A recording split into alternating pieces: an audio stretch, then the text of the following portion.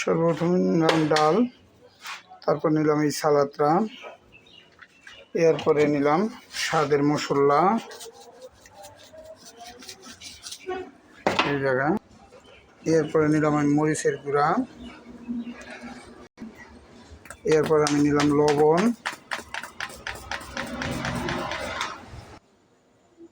এরপরে নিলাম আমি ধনিয়ার গুঁড়া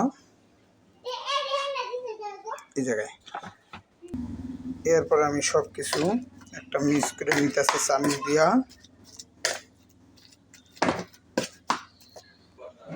এরপরে আমি ফুচকাটার মধ্যে খামির নিয়ে নিলাম, আজকে আমি নিজে খাবো।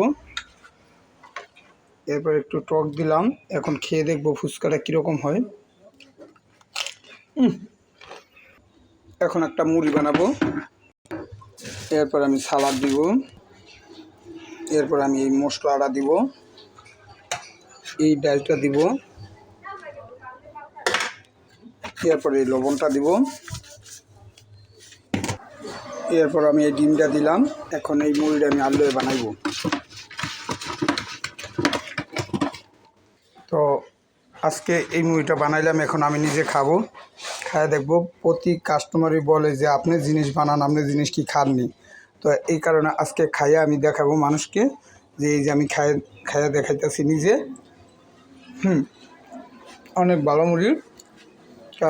আজকে আছে ঝালমুড়ি, ফুচকা, ছোলা বুট, হালিম, খিচুড়ি, মুরগির গরুর খিচুড়ি নাই আর নলি নাই। আর ঠিক আছে, সবাই ভালো থাকবেন, সুস্থ থাকবেন, আর নম্বর পেজটা ফলো দিবেন, লাইক দিবেন, শেয়ার করে দিবেন। ধন্যবাদ সবাইকে। আসসালামু আলাইকুম।